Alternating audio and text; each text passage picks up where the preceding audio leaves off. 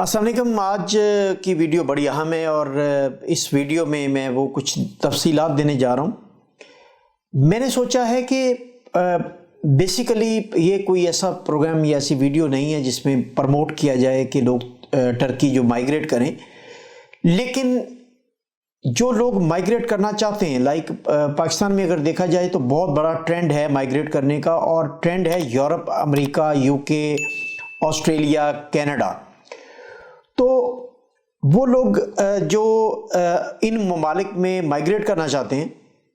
یہ ویڈیو ان کے لیے ہے اور ان لوگوں کے لیے نہیں ہے جو بالکل پاکستان میں رہنا چاہتے ہیں۔ اور میں آپ کو بتاؤں کہ پاکستان سے آپ جس مرضی ملک میں آ جائیں، وہ جنت کی مانند بھی ہو، لیکن اپنا ملک جو آبائی ملک اپنا، اس کی محبت اور اس سے جو وابستگی آپ کی، وہ آپ کو یہاں پر زیادہ آ کے ستاتی ہے، اور غیر ملک میں آپ کو اس کا احساس بہت زیادہ ہوتا ہے۔ پاکستان میں رہتے ہوئے ہمیں وہ احساس نہیں ہوتا، جو دیار غیر میں آ کے ہمیں وہ احساس ہوتا ہے کہ ہمارا ملک جو ہے، وہ جو ہمارا آبائی وطن ہے، وہی سب سے زیادہ خوبصورت اور سب سے زیادہ اچھا ملک ہے، جس میں ہم پلے بڑے، جس میں ہمارے آباء و اجداد ہیں۔ تو بیسیکلی اس ویڈیو بنانے کا مقصد جو ہے وہ بالکل ایسا نہیں ہے کہ میں انہیں یہ بتاؤں کہ پاکستان سے ترکی جنت ہے یا یورپ جنت ہے یا دوسرے ممالک میں شفٹ ہونا آسان ہے۔ بہت مشکل ہے ایڈجسٹیبلٹی۔ ایون ترکی میں بھی آپ کو، اگر آپ آتے ہیں تو آپ کی زندگی نئے سرے سے، ایک بالکل زیرو سے آپ کو نئے سرے سے سٹارٹ کرنا پڑتی ہے۔ تو میں یہ ویڈیو صرف ان افراد کے لیے بنا رہا ہوں جو افراد بیسیکلی پلان کرتے ہیں یورپ، یو کے میں یا امریکہ میں، کینیڈا، آسٹریلیا میں، ان کے لیے کہ وہ ان ممالک کو پریفر کرتے ہیں۔ جبکہ میں کچھ ایسے آج آپ کو نکات بتانے جا رہا ہوں جن میں آپ کمپیریٹیولی اگر دیکھیں تو ان کو، اگر آپ ان کا تقابلی جائزہ لیں یا کمپیریزن کریں ان ممالک سے جن کا میں نے ذکر کیا، ان سے آپ موازنہ کرنے کے بعد فیصلہ کرنے میں آپ کو آسانی ہوگی کہ آپ کو یورپ میں جانا ہے، امریکہ، کینیڈا جانا ہے، یا آپ اس کو ترکی کو پریفر کر سکتے ہیں۔ تو یہ ان افراد کے لیے، میں سب کے لیے نہیں کہ میں موٹیویٹ کروں کہ لوگ پاکستان چھوڑ چھاڑ کے ترکی آ جائے۔ بہت مشکل ہے یہاں ایڈجسٹیبلٹی، اور فیملی کو یہاں پر یکسر شفٹ کر دینا اور پھر یہاں کے نئے سرے سے زندگی کا آغاز کرنا کوئی آسان ٹاسک نہیں ہے۔ تو آپ کو پتہ ہے کہ جب میں ویڈیو جس میں نکات ہوتے ہیں، پوائنٹس ہوتے ہیں اور امپورٹنٹ چیزیں ہوتی ہیں، جس میں کوئی چیز مس نہ ہو جائے، تو ان کو میں نارملی جو نوٹس ہیں وہ لے لیتا ہوتا ہوں، اور تاکہ تمام وہ پوائنٹس آپ تک پہنچا سکوں جو میں پہنچانا چاہ رہا ہوتا ہوں۔ تو آج بھی میں نے کچھ پوائنٹس میں نے لکھ کے رکھے ہوئے تاکہ کوئی چیز مس نہ ہو۔ تو اب اگر ہم کمپیریزن کریں تو سٹارٹ کرتے ہیں کمپیریزن کا، کہ ترکی جو ہے یورپ، امریکہ، آسٹریلیا سے اگر آپ اس کا پہلا پلس پوائنٹ دیکھیں تو اس کا یہ کہ یہ اسلامی ثقافت ہے، یعنی ہمارا قدیم اسلامی ثقافت ہونے کے ناطے یہ ملک جو ہے، یہ مسلمانوں کے لیے کم از کم، اگر وہ اپنا وطن چھوڑ کے آتے ہیں تو کم از کم اجنبی نہیں ہے، کیونکہ اسلام کا جو کلچر ہے یہاں جو صدیوں سے رائج ہے، اور اس لیے کوئی ایسا عجوبہ نہیں بنتا۔ مطلب کوئی اگر مسلمان کہیں شفٹ ہوتا ہے تو اسے نہ تو تھرڈ سٹیزن کے طور پہ ٹریٹ کیا جاتا ہے، نہ ہی اسے عجوبہ سمجھا جاتا ہے، نہ ہی اسے ایلین سمجھا جاتا ہے۔ تو یہ ایک پہلا پلس پوائنٹ ہے کہ یہ ترکی، خاص طور پر استنبول کی اگر بات کریں تو اس میں 60-70 سے زائد ممالک سے کے افراد میں نے اب تک میں مل چکا ہوں جو سب اسے اپنا ہوم لینڈ کے طور پہ کنسیڈر کر رہے ہیں، لیکن وہ اجنبی نہیں ہے، ان کے لیے کوئی مسائل نہیں ہے۔ نمبر 2، جو یورپ، امریکہ اور ان ملکوں میں، جو غیر اسلامی ملکوں میں سب سے بڑا پرابلم ہے وہ حلال فوڈ کا ہوتا ہے۔ یعنی آپ گھر میں تو ظاہر ہے آپ حلال فوڈ کھا لیتے ہیں، اور جو مشین سے ذبح کی ہوئی آپ کو چیزیں ملتی ہیں، اور اس میں بھی ایک پرابلم ہے، لیکن اگر وہ بھی آپ کو مل جائیں تو آپ گھر میں تو حلال کھا سکتے ہیں، لیکن آپ ہوٹلنگ یعنی باہر جاتے ہیں، گھومنے پھرنے کے جاتے ہیں، تو آپ کو یہ ہر وقت اندیشہ رہتا ہے کہ آپ حلال فوڈ کھا رہے ہیں یا نہیں کھا رہے، اور اگر کہیں حلال فوڈ آپ کو میسر ہو بھی تو آپ کو یہ خطرہ رہتا ہے کہ جو اس کا پین ہے اس سے پہلے کہیں پک کے آئل میں تو نہیں استعمال ہوا یا پک کے فوڈ میں تو نہیں استعمال ہوا، اور آپ کو ڈھونڈنا پڑتے ہیں پوائنٹس ان ممالک میں آپ حلال فوڈ کے لیے آپ کو اچھی خاصی تگ و دو کرنا پڑتی ہے، لیکن ترکی میں اسلامی ریاست ہونے کے ناطے آپ کو جدھر بھی آپ کو بھوک پیاس لگے آپ بے فکر ہو کے آپ حلال فوڈ آپ کو میسر ہے، اور بڑے اچھے طریقے سے بڑا اچھا فوڈ میسر ہے۔ اس کے بعد ہم اگلے پوائنٹ کی طرف جائیں کہ اب جو لیٹسٹ صورتحال ہے، آپ نے دیکھا ہے کینیڈا جیسے بہت ہی پیسفل، جو کسی جنگ میں کسی کے رولے رپے میں ملوث نہیں ہے، وہ اس ملک میں بھی اسلاموفوبیا کس تیزی سے پھیل رہا ہے، اور وہاں کتنے واقعات ہو چکے ہیں۔ مسلمان فیملی کو رون ڈالا گیا، وہ سب کے سب ایک بچہ سب پوری فیملی جو ہے وہ لقمہ اجل بنی۔ تو یہ اسلامی فوبیا جو ہے وہ غیر اسلامی ممالک میں بڑی تیزی سے اپنی جڑیں پکڑ رہا ہے، اور مسلمانوں کو وہاں پر دہشت گرد کا ٹیگ لگ چکا ہے، اور وہ تمام جو انٹرنیشنل میڈیا نے جو ایک اسلاموفوبیا کو پرموٹ کرنے کے لیے یا مسلمانوں کے ساتھ دہشت گردوں کا لیبل لگانے کے لیے جو ایک سب سے برا کام کیا ہے، وہ یہ کیا کہ انہوں نے مسلمانوں کو عوام کے سامنے دہشت گرد کا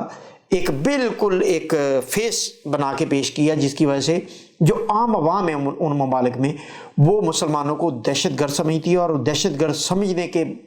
بلبوتے پر وہ یہ چاہتی ہے کہ ان کو اس سے پہلے کہ یہ ہم پر حملہ آور ہوں، ان پر حملہ کر دیا جائے، اور گرج میں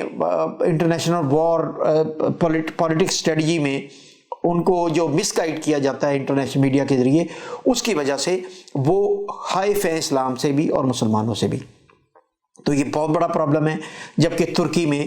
اس طرح کا کوئی مسئلہ نہیں ہے۔ اگر آپ دنیا میں کہیں شفٹ ہونے کا پلان کر رہے ہیں یا مائگریٹ ہونے کا پلان کر رہے ہیں تو ترکی سیفسٹ پلیس ہے آپ کے لیے دوسرے ممالک کی نسبت۔ اب اگلے پوائنٹ پر چلتے ہیں ہم، سیکیورٹی صورتحال۔ اب ہم جیسے ملکوں کا سب سے بڑا مسئلہ جو ہے، اگر میرا بھی مسئلہ بچوں کی سیکیورٹی تھا، اور ہم جیسے ملکوں میں ایک بڑا پرابلم یہ کہ اگر آپ کے پاس پیسہ نہیں ہے تو آپ پھر بھی انسیکیور ہیں، اور آپ کی نہ تو عزت محفوظ ہے، نہ آپ کی جان محفوظ ہے، نہ آپ کا مال محفوظ ہے، اور اگر آپ کے پاس پیسہ آ گیا ہے تو پھر بھی آپ کی نہ جان محفوظ ہے، نہ مال محفوظ ہے، نہ آپ کے بچے محفوظ ہیں، نہ آپ محفوظ ہیں۔ تو اس اعتبار سے ترکی جو ہے وہ سیکیورٹی پوائنٹ ویو سے بہت زیادہ محفوظ ملک ہے۔ یہاں پر کرائم بہت کم ہے، اور اگر کرائم ہوتے بھی ہیں، جیسا کہ میں نے ایک ویڈیو میں بتایا کہ پچھلے 2 سالوں میں 16 پاکستانی اغوا ہوئے، لیکن وہ سارے اغوا جو ہیں وہ ہمارے پاکستانیوں اور افغانیوں اور ایران اور سیرین اور ان کے ٹرکش لوگوں کے نیکسس کے ساتھ ہوئے، لیکن 16 کے 16 زندہ بازیاب ہوئے۔ پاکستان اور ہمارے جیسے ممالک میں، انڈیا، بنگلہ دیش اور اس طرح کے ملکوں میں اگر کوئی اغوا ہو جائے تو اس کا زندہ آنا مشکل ہے۔ سیکیورٹی صورتحال ہمارے خطے سے بہت بہتر ہے، اور بالکل یورپین سٹائل کا سیکیورٹی ماحول ہے یہاں پر۔ اچھا، اس کے بعد آپ آ جائیں مضبوط خاندانی نظام۔ مضبوط خاندانی نظام جو ہے وہ یہاں پر میں کہتا ہوں کہ پاکستان سے، انڈیا سے اور ہمارے خطے سے کہیں زیادہ مضبوط ہے۔ اگر آپ یورپ میں شفٹ ہونا چاہتے ہیں تو آپ کو میں ایک بات بتا دوں، اور امریکہ، آسٹریلیا، کینیڈا، ان سب ممالک میں جس کا میں بار بار ذکر کر رہا ہوں، ان سب کو میں یورپ اور ملکہ غیر اسلامی ممالک ہی بتاؤں گا، بار بار نہیں ذکر کروں گا ان کا۔ ان میں اگر آپ شفٹ ہوتے ہیں تو آپ دیکھیں، آپ اپنے ارد گرد دیکھ لیں کہ جیسے ہی جو افراد شفٹ ہوئے ہیں جنہوں نے سٹیزن شپ بھی لی ہے یا جو وہاں کاروبار کر رہے ہیں، ان کی اولاد جیسے ہی 16، 14، 15، 16، 17، 18 سال تک پہنچتی ہیں، ان کی بیٹیاں بیٹے، تو وہ وہاں سے بھوریا بستر سمیٹتے ہیں، اپنا سب کچھ ختم کر کے واپس پاکستان کی طرف آتے ہیں، اس لیے کہ وہاں پر جیسے بچے بالغ ہوتے ہیں وہ والدین کی دسترس سے نکل جاتے ہیں، اور ان کو مکمل آزادی دیتی ہے ان کی حکومتیں کہ وہ والدین کے سامنے کھڑے بھی ہو سکتے ہیں، والدین کو جواب دہ بھی نہیں ہوتے، اور وہ آزاد ہوتے ہیں اپنے فیصلوں میں۔ وہ اپنے دوستوں سے ملیں، گرل فرینڈ بنائیں، بوائے فرینڈ بنائیں، واٹس ایور، ان کو والدین ان کی باز پرس نہیں کر سکتا۔ لہٰذا ترکی کو اگر دیکھیں تو اس کا خاندانی سسٹم اتنا اسٹرانگ ہے کہ یہاں پر جو فیملی سٹرکچر ہے، میں بتاؤں آپ کو، یہاں اولڈ ہومز نہیں ہیں۔ اولڈ ہومز ان کے لیے ہیں جن کا کوئی بھی نہیں ہے، چند ہیں، اور وہ ان کے لیے جن کا کوئی وارث یا والی نہیں ہے، یا کوئی ان کی اولاد نہیں ہے، یا ان کے کوئی ریلیٹیوز نہیں ہیں، ان کو یہ فیسیلیٹیٹ کرتے ہیں۔ ادروائز یہاں پر میں نے نہیں دیکھا کہ والدین اولاد ان کو اولڈ ہوم میں بھیجے، یا کوئی ایسا ایونٹ میں نے نہیں دیکھا کہ محلے میں ایک بزرگ کی عزت نہ ہو رہی ہو، نہ صرف گھر کی اولاد کے لیے وہ عزت کا باعث ہوتے ہیں، بلکہ محلے میں بھی ان کی بہت زیادہ بزرگ ہونے کے ناطے عزت ہوتی ہے۔ تو یہاں پر یہ تصور بھی نہیں کیا جا سکتا کہ اولاد والدین کو بڑھاپے میں گھر سے نکال دے، اور یہ بہت سخت اس کو جرم سمجھا جاتا ہے۔ اور ہاں، بیٹے کے گھر سے والد ناراض ہو کے بیٹے کو چند دن کے لیے گھر سے نکال سکتا ہے، لیکن بیٹا والدین کو گھر سے نہیں، بوڑھے والدین کو گھر سے نہیں نکال سکتا۔ بڑا سخت قانون ہے۔ لہٰذا جو فیملی خاندانی سٹرکچر ہے وہ بہت مضبوط ہے۔ اس میں اب یہ نہیں ہے کہ یورپ امریکہ کی طرح وہ آزاد ہو جائیں، وہ یہاں اولاد کو پوچھا نہیں جاتا یا اولاد جو ہے جواب دہ نہیں ہوتی والدین کی۔ تو یہاں یہ اسٹرانگ ایک پوائنٹ ہے کہ اگر آپ بعد میں بوریا بستر لپیٹ کے واپس ہی جانا ہے آپ نے، تو اولادوں کو خراب کروا کے، تو اس سے بہتر آپ ایسے ملک میں ہیں جدھر خاندانی سسٹم بڑا مضبوط ہے۔ اچھا، اس کے بعد ایک بڑی امپورٹنٹ پوائنٹ یہ ہے کہ اگر آپ دیکھیں کہ مڈل ایسٹ میں لوگوں نے 40 سال گزار دیے، لیکن ان کی ملکیت نہیں ہو سکی۔ انہوں نے اپنا سٹیزن شپ دینا تو دور کی بات، درکنار انہوں نے ان کو ان کی جو جائیدادیں ہیں وہ بھی کفیل کے ہاتھوں وہ بلیک میل ہوتے ہیں، اور کفیل کے ہونے کی وجہ سے ان کا نہ تو کاروبار محفوظ ہے، نہ ان کا گھر محفوظ ہے، نہ ان کی جائیدادیں محفوظ ہیں، نہ ان کا بینک اکاؤنٹ محفوظ ہے۔ تو اب کفیل کی اگر شرط ختم بھی کر دی ہے، اس کے باوجود وہاں پر آپ جائیداد خرید تو سکتے ہیں، لیکن اس کی وراثت ٹرانسفر نہیں کر سکتے۔ اپنی اولاد کو آپ کے مرنے کے بعد آپ کی اولاد کو آپ کی وراثت ٹرانسفر نہیں ہوتی، بلکہ بیشتر ممالک میں قانون یہ ہے کہ وہ جائیداد بیچ کر لیکوڈ کیش جو ہے وہ اولاد لے کے جا سکتی ہے، لیکن وہ جائیداد کو اپنے نام ٹرانسفر نہیں کروا سکتی۔ تو اس لحاظ سے ترکی آپ کو ملکیت کے حقوق بھی دیتا ہے اور وراثتی انتقال کے حقوق بھی یہاں پر میسر ہیں، لہٰذا یہاں پر ایسا کوئی پرابلم نہیں ہے۔ سٹیزن شپ بھی دیتے ہیں، اگر آپ سٹیزن نہیں ہیں تب بھی آپ کے وراثتی حقوق ہیں، اور آپ کی جو وراثت ہے وہ آپ کی اولاد کو ٹرانسفر ہوتی ہے۔ یہ بہت بڑا ایک پوائنٹ ہے۔ اس کے بعد اگر آپ آئیں، جو صحت کا نظام ہے وہ اتنا بڑا ڈیولپ ان کی اپلیکیشن ہے، دنیا کا سب سے بڑا آن لائن صحت کا نظام ہے، اور یورپین سٹینڈرڈ کے عین مطابق ہے۔ اور آپ حیران ہوں گے اس بات پر کہ یہ سب کچھ آپ کے موبائل پر آ رہا ہوتا ہے، آپ کے ٹیسٹ، آپ کی صحت کے معاملات، آپ کے جتنے بھی آپ کی بیماریاں ہیں ان کو جو الرٹ ہوتا ہے، الارم ہوتا ہے، وہ آپ کے موبائلز پر آ رہا ہوتا ہے۔ آپ کی ٹیسٹ کی ڈیٹ آپ کو خود گورنمنٹ آپ کے موبائل پر بھیج رہی ہوتی ہے کہ آپ کے ٹیسٹ کرنے کا ٹائم ہو گیا، اور آپ آ کے ٹیسٹ کروائیں۔ اور سب سے بڑی بات یہ کہ 18 سال سے کم بچوں کی ہیلتھ انشورنس گورنمنٹ کے سپرد ہے، اور 65 سال سے اوپر کے بزرگ کی ہیلتھ انشورنس بھی گورنمنٹ اپنے ذمہ لیتی ہے۔ سب سے بڑی بات یہ ہے کہ آپ کو صحت کا ایک شاندار یورپین سٹینڈرڈ کے مطابق صحت کا نظام گورنمنٹ کی پشت پناہی کے ساتھ آپ کو میسر ہے یہاں پر۔ اچھا، اس کے بعد اگر آپ آئیں، یورپ امریکہ جانے والے افراد اگر وہ وہاں جاتے ہیں تو آپ یقین جانیں کہ 5 سے 6 ہزار ڈالر پر منتھ ان کا لیونگ ایکسپنس ہے۔ یہاں پر کم ترین اخراجات ہیں ماہانہ، اور اگر آپ یورپ امریکہ میں 5 سے 6 ہزار ڈالر آپ نے کمانا ہے تو آپ کے فیملی ممبر بیٹھ کے نہیں کھا سکتے، آپ کا سربراہ کمائی اور باقی کھائیں۔ میاں بیوی دونوں کو کام کرنا پڑتا ہے، سم ٹائم بچوں کو بھی کام کرنا پڑتا ہے، تو وہ روبوٹ بن جاتے ہیں، مشین بن جاتے ہیں پیسہ کمانے کی، ان کی ذاتی زندگی، ان کی پرسنل زندگی ختم ہو جاتی ہے۔ جبکہ ترکی میں آپ کا جو ماہانہ اخراجات ہیں وہ پاکستان کے تقریباً برابر ہیں، مطلب یہ لائک پاکستان، انڈیا، بنگلہ دیش، ہمارے خطے کے جو ممالک ہیں۔ اور یورپ سے لوگ کیوں آ رہے ہیں، امریکہ سے لوگ ترکی کیوں آ رہے ہیں؟ اسی وجہ سے آ رہے ہیں کہ ان کی فیملیز مشینیں بن چکی ہیں پیسہ کمانے کی، اور وہ لیونگ کاسٹ ہی اپنی پوری نہیں کر پاتے۔ ماہانہ کچھ بچت ہو جاتی ہے 1000-1500 ڈالر، باقی سب ان کی ماہانہ اخراجات میں نکل جاتا ہے۔ تو وہ وہاں سے بھی اب بے شمار فیملیز ترکی شفٹ ہو رہی ہیں کہ یہاں بادشاہوں کی طرح زندگی گزار کے بھی ان کے پاس بہت پیسہ بچ جاتا ہے۔ تو ماہانہ کم ترین اخراجات میں آپ ایک یورپین سٹینڈرڈ کی لائف یہاں گزار سکتے ہیں، اور اخراجات پاکستان، انڈیا جتنے۔ اب اس کے بعد اگر ہم آئیں، یہاں کا معتدل موسم جو ہے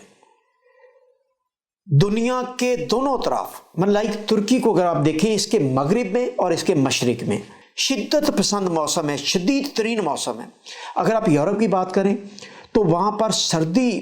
4 ماہ آپ کی نظام زندگی کو معطل کر کے رکھ دیتی ہے۔ اتنا زیادہ سنو فال ہوتی ہے کہ آپ کو گھروں سے نکلنا اور کام پر جانا عذاب دکھائی دیتا ہے، اور ایکسٹریم پر ہے ویدر، یعنی برف باری ایکسٹریم پر ہے، اور اس ایکسٹریم کی وجہ سے آپ 4-5 ماہ آپ کو زندگی گزارنا مشکل ہو جاتا ہے۔ اور اب میں اپنی مشرق کی طرف آتا ہوں، مڈل ایسٹ اور ہمارے ممالک میں اس طرف آئیں تو یہاں گرمی ایکسٹریم پر ہے۔ یہ آپ گرمیوں میں آپ یہ دیکھ لیں کہ آپ کو گھر سے نکل کے گاڑی تک اور گاڑی سے نکل کے دفتر تک جانا اتنا مشکل ہو جاتا ہے۔ مڈل ایسٹ میں خاص طور پر 50 ڈگری سینٹی گریڈ سے زیادہ ٹیمپریچر ہوتا ہے، اسی لیے مڈل ایسٹ سے بے شمار فیملیز یہاں پر آ رہی ہیں اور ہمارے ممالک میں سے، جبکہ اس ملک کو خدا نے ایسا موسم عطا کیا ہے کہ سردیوں میں 3-4 مرتبہ برفباری ہوتی ہے، جو کہ بڑی معتدل برفباری ہوتی ہے، جو انجوائے کرنے والی، جیسے ہم مری میں برفباری انجوائے کرنے کے لیے جاتے ہیں۔ اور گرمیوں میں اگر دیکھا جائے تو یہاں پر میکسیمم 32-33 ڈگری سینٹی گریڈ پر ٹیمپریچر جاتا ہے۔ اور میں آپ کو مزے کی بات بتاؤں کہ یہ جولائی اگست میں ہوتا ہے، اور جولائی اگست میں جب آپ اس ٹیمپریچر پر جاتے ہیں آپ، تو جیسے ہی مغرب کا ٹائم ہوتا ہے، شام ڈلتی ہے، تینوں اطراف سمندر ہے، تو جیسے ہی شام ڈلتی ہے تو آپ نے یہاں اکثر دیکھیں گے کہ لوگ جو ہے وہ کمر کے ساتھ اپنی جیکٹ یا اپنی کوئی جو اس طرح کا گرم لباس ہے وہ کمر کے ساتھ باندھ کے پھر رہے ہوتے ہیں دن کے ٹائم، کیونکہ مغرب کے بعد اگر وہ گھر سے باہر رہتے ہیں تو انہیں وہ جیکٹ، وہ کوٹ پہننا پڑتا ہے، اور انہیں سردی محسوس ہوتی ہے 8-9 بجے کے بعد۔ لہٰذا اتنا خدا نے خوبصورت موسم دیا ہے کہ یورپین بھی اس کے بارے میں رشک کرتے ہیں، اور ہمارا مڈل ایسٹ اور ہمارا خطہ بھی اس کے موسم سے رشک کرتا ہے، اور یہاں آ کے زندگی بسر کرنا بہت آسان ہے۔ آپ کی زندگی معطل نہیں ہوتی 3-3 4 ماہ کے لیے، برف باری میں بھی نظام زندگی چلتا رہتا ہے۔ اب اگلے پوائنٹ کی طرف بڑھتے ہیں، جو فیملیز کے لیے سب سے امپورٹنٹ ہے، شاندار تعلیمی نظام۔ یعنی تعلیم، آپ اس کے تعلیم کے معیار کا یہاں سے اندازہ لگا لیں کہ 100 یونیورسٹیاں انٹرنیشنل رینکنگ میں ہیں ترکی کی، اور ان کے سرکاری تعلیمی نظام کا آپ یہاں سے اندازہ لگا لیں کہ وہ 100 یونیورسٹیز میں 84 یونیورسٹیاں سرکاری یونیورسٹیاں جو کہ انٹرنیشنل ریٹنگ میں ہے۔ اس سے آپ اندازہ لگا لیں سرکاری نظام تعلیم کتنا مضبوط ہے، اور پرائیویٹ یونیورسٹی بھی سرکاری جو نصاب ہے اس کو فالو کرتی ہے۔ انگلش میں ہوتا ہے، لینگویج کا فرق ہوتا ہے، لیکن نصاب میں کوئی تبدیلی نہیں ہوتی، نصاب یکساں ہے سب کے لیے۔ اور یہاں لینگویج بیریئر ہے، یہ ظاہر ہے اگر آپ سرکاری تعلیمی اداروں میں مفت تعلیم حاصل کرنا چاہتے ہیں تو آپ کو ٹرکش سیکھنا پڑتی ہے۔ 1 سال میں نارملی بچے پروفیشنٹ ہو جاتے ہیں، بچے خاص طور پر ٹرکش میں۔ اور اگر آپ دیکھیں تو یورپ میں اگر آپ دیکھیں لینگویج بیریئر تو جرمنی میں ہے، اور ڈنمارک میں ڈینش ہے، فرانس میں فرینچ ہے، آپ مختلف ممالک کا اگر آپ موازنہ کر لیں تو لینگویج بیریئر وہاں بھی ہے۔ لیکن یہاں یہ ہے کہ آپ کے اردو اور عربی اور پرشین کے اتنے زیادہ الفاظ ہیں اس لینگویج میں کہ آپ کو سمجھنے میں بڑی آسانی ہو جاتی، منٹ ڈیڑھ میں آپ ان کی لینگویج سمجھنے لگ جاتے ہیں، جب سنک ہو جاتے ہیں آپ لینگویج میں۔ اس کے بعد آپ اس کی اگر اہمیت کی بات کریں ترکی کی، تو کچھ لوگ یہ کہتے ہیں کہ جناب امریکہ اور یورپ بڑے خلاف ہیں ترکی کے، اور واقعی وہ ہیں، اس میں کوئی شک نہیں، اور اس کا پتہ نہیں کیا وہ کر دیں ترکی کا مستقبل میں۔ تو میں ایک بات آپ کو واضح طور پر صرف ایک مثال سے بتانا چاہ رہا ہوں کہ ترکی نیٹو کا 3 یا 4 بڑا ملک ہے، اور نیٹو کے بارے میں اگر اس کے آپ آبجیکٹیو اور اس کی مشن سٹیٹمنٹ اگر آپ پڑھ لیں تو نیٹو کا مشن یہ ہے کہ ایک پر حملہ سب پر حملہ۔ اور مجھے بتائیں کہ کتنے یورپین ممالک ہیں جو نیٹو کے ممبر ہیں؟ سب نہیں ہیں، بہت کم ہیں، اور ترکی نیٹو کا 3 یا 4 بڑا، اب مجھے یہ شور نہیں ہے، بڑا رکن ہے۔ یعنی آپ یہ سمجھتے ہیں کہ یورپ امریکہ اپنے نیٹو کے رکن پر حملہ کرے گا؟ کبھی بھی نہیں کرے گا، کیونکہ وہ نیٹو کے ساتھ ایک ایگریمنٹ ہے ان ممالک کا، جو نیٹو کے ممبر ہیں ان پر باہر سے بھی اگر حملہ ہوگا تو یہ نیٹو ممالک اس کا تحفظ کریں گے۔ تو یہ کیا سرائیاں بالکل چھوٹی اور مبالغہ رہی ہے کہ ترکی کو یہ ہو جائے گا 2023 کے بعد حملہ ہو جائے گا، یا اس کو کوئی انہیں اس کی معیشت کو برباد کرنے کے لیے خانہ جنگی ہو جائے گی، یہ بالکل فضول اور لغو باتیں ہیں۔ ٹریڈ اور انڈسٹری، آپ آپ کو یورپ میں امریکہ میں بہت بڑا سرمایہ چاہیے کاروبار کرنے کے لیے، لیکن یہاں آپ امپورٹ ایکسپورٹ یا کوئی بھی کاروبار کرنا چاہتے ہیں بڑے مختصر سے، یعنی آپ 40-50 ہزار ڈالر سے یہاں آپ اپنا سرمایہ سے آپ اپنے کاروبار کا آغاز کر سکتے ہیں، اور بے شمار کاروباری مواقع ہیں کیونکہ یہ پورے یورپ کو سپلائی کرتا ہے پروڈکٹ، اور اسے یورپ کا چائنا کہا جاتا ہے۔ یہاں سے سب پروڈکٹ یورپ میں جا رہے ہوتے ہیں، اور ان کے جو ٹریڈ انڈسٹری ہے، جو ان کی انڈسٹری اور ٹریڈ ہے، وہ انتہائی مصروف ہے، ملک کی ضروریات بھی پورے کرتے ہیں اور پورے یورپ کو فیڈ کر رہے ہوتے ہیں، لہٰذا بہت کم سرمایہ میں آپ کو یہاں پر کاروباری مواقع میسر ہیں، اور آپ بڑے آسانی سے یہاں گرو کر سکتے ہیں، اور گورنمنٹ بھی سپورٹ کرتی ہے فارنرز کو کاروبار کرنے کے لیے، کمپنیاں رجسٹر کرنے کے لیے۔ اب اس کے بعد ایک بہت بڑا پوائنٹ ہے جو شاید آج تک کسی نے نہ بتایا، میں آپ سے شیئر کرنا چاہتا ہوں، میری اپنی فیلنگ ہے۔ ترکی آپ کے انڈیا، پاکستان، بنگلہ دیش سے 5 سے 6 گھنٹے کی فلائٹ پر ہے۔ امریکہ، آسٹریلیا، کینیڈا اور یو کے، ان کی فلائٹس 12 سے لے کے 24 گھنٹے کی ہیں، اور آپ یقین جانیں کہ سب سے بڑا ہمارے کلچر، ہماری ثقافت میں جو پرابلم ہوتا ہے، خدا نخواستہ ہمارے پیچھے کوئی سانحہ ہو جاتا ہے ہمارے ملک میں، بائی وطن میں، تو اس سانحے پر پہنچنا مشکل ہے وہاں سے، جبکہ ترکی میں آپ تیسرے گھنٹے بعد فلائٹ لیں گے، 5 گھنٹے میں آپ وہاں پہنچ جائیں گے، اور آپ کسی بھی المیہ کی صورت میں آپ وہاں پر اپنی شمولیت بڑی آسانی سے کر سکتے ہیں، اور یہ بہت بڑا پوائنٹ ہے، شاید لوگوں نے ڈسکس نہیں کیا، لیکن میری اپنی فیلنگ ہے، میں اس کو ڈسکس کرنا چاہتا ہوں کہ آپ اپنے خوشی غمی میں بڑے آرام سے یہاں سے بڑے ایک ہی دن میں آپ وہاں پہنچ کے اس میں شرکت بھی کر سکتے ہیں، اور اگلے دن آپ واپس بھی آ سکتے ہیں، تو یہ ایک بہت بڑا پلس پوائنٹ ہے اس کا۔ اور اگر آپ دیکھیں تو ترکی جو ہے تمام اعتبار سے یورپ اور امریکہ کے سٹینڈرڈ سے، لائف سٹینڈرڈ سے، یہ کسی صورت میں بھی کم نہیں ہے۔ اگر آپ نے شفٹ ہونے کا منصوبہ بنانا تو ان تمام جو پوائنٹس ہیں ان کا تقابلی جائزہ لیں، اور آپ بجائے دیار غیر میں اگر جانے کے، غیر مسلم ممالک میں جا کے اسلامی فوبیا اور اسلاموفوبیا، اور آپ جو ایسی چیزیں بیئر کریں کہ آپ کو تھرڈ کلاس سٹیزن کے طور پر ٹریٹ کیا جائے، تو یہاں بڑی رسپیکٹ ہے مسلمانوں کی، کدھر سے بھی، کسی بھی ملک سے جو مسلمان آئے ہوئے ہیں، بلکہ یہاں غیر مسلم افراد کی بھی بڑی رسپیکٹ ہے، لیکن مسلمانوں کی خاص طور پر بہت زیادہ رسپیکٹ ہے۔ اس لیے میری یہ ویڈیو بنانے کا مقصد ان افراد کے لیے ہے جو سیکنڈ ڈیسٹینیشن چاہتے ہیں، لیکن وہ Europe, America, Australia, Canada, you کے کی طرف دیکھتے ہیں، ان کے لیے یہ ایک معلومات سے بھرپور ویڈیو ہے کہ وہ اگر شفٹ ہونا چاہتے ہیں تو ان پوائنٹس کو بھی مد نظر رکھیں کہ زندگی میں کل آپ کو پچھتانا نہ پڑے۔ بہت شکریہ۔